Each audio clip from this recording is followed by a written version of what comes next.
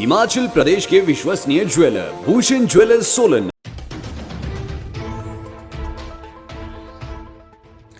प्रदेश के अस्पतालों में रूटीन चेकअप के लिए कोविड-19 रिपोर्ट की आवश्यकता नहीं, करना होगा इलाज। हिमाचल प्रदेश में कोरोना वायरस के प्रयास पर लगाम लगाने के लिए लगाए गए कर्फ्यू और सख्ती का असर देखने को मिल रहा है। प्रदेश में पिछले 6 दिनों से कोरोना वायरस का कोई नया मामला रिपोर्ट नहीं किया गया है। इस बात की जानकारी हिमाचल प्रदेश के डीजीपी एसआर मरड़ी ने दी। इसके साथ ही डीजीपी ने इस बात को लेकर सख्त निर्देश दिए हैं कि प्रदेश के अस्पतालों में मरीजों का रेगुलर चेकअप जारी रहेगा। इसके लिए उन्हें कोरोना वायरस टेस्ट कराने की कोई आवश्यकता नहीं है। डीजीपी ने कहा कि कोई भी अस्पताल किसी भी मरीज का कोविड-19 टेस्ट ना हो पाने की वजह से उसके इलाज के लिए मना नहीं कर सकता है। पिछले 6 दिन से हिमाचल प्रदेश में कोरोना वायरस का कोई भी नया मामला सामने नहीं आया है। इस वक्त 10 मरीज अस्पताल में उपचाराधीन हैं और 25 मरीज अस्पताल से डिस्चार्ज हो चुके हैं। ये संतोषजनक स्थिति है, लेकिन भारतवर्ष में एक ही दिन में 1900 केसेस बढ़े हैं और 73 डेथ हुए हैं। ये संतोषजनक नहीं है, इसलिए हमें बहुत ही ज़्यादा सतर्क रहने की आवश्यकता है। भारत सरकार के आदेशानुसार कोई भी अस्पताल सरकारी हो या प्राइवेट हो, किसी को इसी कारण से इलाज करने से मना नहीं कर सकते कि उसका कोरोना वायरस का टेस्टिंग नहीं हुआ। जो रूटीन ट्रीटमेंट जो भी होना है उसके लिए कोरोना वायरस की टेस्टिंग की आवश्यकता नहीं है। कोविड-19 सेवा भारत सरकार ने लॉन्च किया है, जिसके थ्रू आप इंटरेक्ट कर सकते हैं और कोविड-19 के बारे में सूचना प्राप्त कर सकते हैं और अपना सजेशंस भी दे सकते हैं। चिड़गांव में भीषण अग्निकांड, एक व्यक्ति जिंदा जला, 7 घर राख। कोरोना संकट के बीच जिला शिमला के रोहड़ू उपमंडल के तहत चिड़गांव में पिछले 3 दिनों में लगातार तीसरा अग्निकांड हुआ है। इस बार चिड़गांव के पेखा पंचायत की शिष्टबाड़ी गांव में आग लगने से 7 घर और देवता का भंडार जलकर राख हो गया। इस अग्निकांड में एक व्यक्ति भी जिंदा जल गया और 2 लोग झुलस गए हैं। सूचना मिलते ही एसएचओ चिड़गांव दल बल के साथ मौके पर पहुंचे और आग पर काबू पाया। जानकारी के अनुसार आग सुबह 3 बजे लगी और देखते ही देखते पूरे गांव में फैल गई। अग्निकांड से 10 परिवार प्रभावित हुए हैं। सूचना मिलने पर रोहड़ू से फायर ब्रिगेड मौके पर पहुंची और आग पर नियंत्रण पाया। होटल एसोसिएशन ने सीएम से मुलाकात कर बिजली, पानी बिल और टैक्स में छूट की उठाई मांग। कोरोना महामारी में सबसे ज्यादा पर्यटन व्यवसाय प्रभावित हुआ है, जिसके चलते बुधवार को शिमला होटल एसोसिएशन के पदाधिकारियों का एक प्रतिनिधिमंडल सीएम जयराम ठाकुर से मिला और अपना पक्ष रखा। प्रतिनिधिमंडल ने सीएम जयराम ठाकुर से बिजली बिल, पानी के बिल और अन्य तरह के टैक्स में छूट देने की मांग उठाई।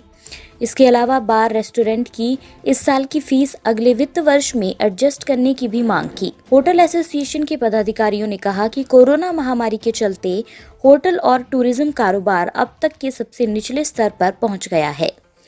बावजूद इसके होटल कारोबारी अपने कर्मचारियों को वेतन और सभी सुविधाएं देने के लिए वचनबद्ध हैं। हिमाचलियों के लिए महत्वपूर्ण बना राहत द्वार, तीसरे दिन भी कम नहीं हुई भीड़।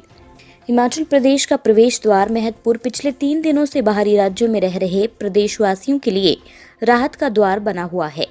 पिछले 3 दिनों से महत्वपुर में प्रदेश में प्रवेश पाने वालों की भीड़ लग रही है। रोजाना सैकड़ों लोग कर्फ्यू पास लेकर महत्वपुर बैरियर से प्रदेश में एंट्री कर रहे हैं, जहां पर डिटेल लेने के बाद लोगों को आगे भेजा जा रहा है। जो लोग जिला ऊना के हैं, उनकी बाकायदा स्क्रीनिंग के बाद होम क्वारंटाइन का कानूनी नोटिस दिया जा रहा है। वहीं जो लोग ऊना के अलावा अन्य जिलों के हैं, उनकी जिला की बाउंड्री पर ही स्क्रीनिंग की जाएगी। साथ ही सभी को आरोग्य सेतु ऐप भी डाउनलोड करवाया जा रहा है। जितनी भी अन्य राज्य से गाड़ियां जिनको सरकार द्वारा परमिट दिए गए हैं, उन गाड़ियों को प्रॉपर लाइन में लगाकर उनका प्रॉपर इंदराज किया जा रहा है। उसके बाद उनको जिला हमीरपुर और जिला कांगड़ा की गाड़ियों को आगे भेजा जा रहा है और उनके व्यक्तियों का मेडिकल करवाने के पश्चात प्रॉपर इंदराज करके उनको 149 सीआरपीसी के नोटिस दिए जा रहे हैं और फिर आगे भेजा जा रहा है। सर, पंजाब पुलिस भी साथ यहाँ पर सहयोग करती है। बिल्कुल, पंजाब पुलिस काफ़ी सहयोग कर रही है। पंजाब पुलिस और हिमाचल पुलिस दोनों मिलकर अपने तालमेल से जो है इस सिचुएशन को डील कर रहे हैं। लॉकडाउन का असर, हिमाचल में पहली बार पीडब्ल्यूडी ने की ऑनलाइन नेगोशिएशन। लॉकडाउन के कई सकारात्मक परिणाम सामने आ रहे हैं। अधिकतर सरकारी कार्यालय मिनिमम स्टाफ के साथ चल रहे हैं और लोगों की आवाजाही इन कार्यालयों में पूरी तरह से प्रतिबंधित है। ऐसे में सारा कार्य ऑनलाइन ही हो रहा है, लेकिन अब ऐसे कार्य भी ऑनलाइन होने लगे हैं जो शायद ही कभी ऑनलाइन हो पाते। हिमाचल प्रदेश में लोक निर्माण विभाग के सबसे पहले सर्किल कार्यालय ने लॉकडाउन में नई शुरुआत करके इतिहास रचा है। ऑनलाइन टेंडर के बाद नेगोशिएशन के लिए ठेकेदारों को कार्यालय बुलाया जाता था, लेकिन लॉकडाउन के चलते अब नेगोशिएशन के इस कार्य को भी ऑनलाइन कर दिया गया है। इसमें नॉर्मली क्या होता था, जैसे टेंडर हमारे पास आ जाता था तो हम इसको प्रोसेस करके ठेकेदार को नेगोशिएशन के लिए अधिशासी अभियंता के साथ इस कार्यालय में बुलाते थे। फिर उसके बाद नेगोशिएशन होती थी, प्रोसीडिंग्स बनती थी, फिर उसके बाद टेंडर की अप्रूवल भी ऑफलाइन फाइल के माध्यम से ही जाती थी। तो इस प्रोसेस को कट शॉर्ट करने के लिए लॉकडाउन के बाद हमने ईमेल के माध्यम से करने का निर्णय लिया है और ठेकेदार को दफ्तर ना बुला के हमने उनको ईमेल के माध्यम से सूचित करते हैं कि आपके रेट्स जो हैं इस जो हमारी जस्टिफिकेशन है उससे ज़्यादा है।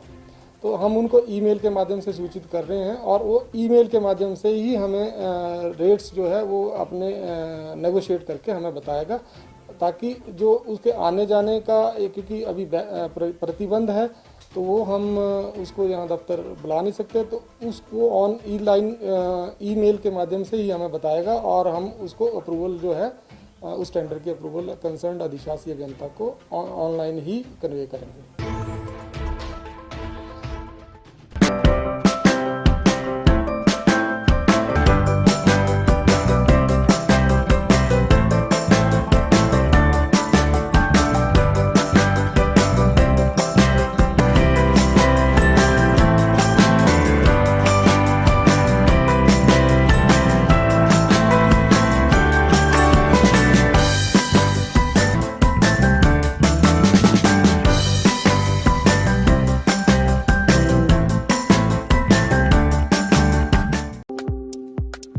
आपके स्वास्थ्य का प्रहरी श्री बालाजी हॉस्पिटल कांगड़ा हिमाचल।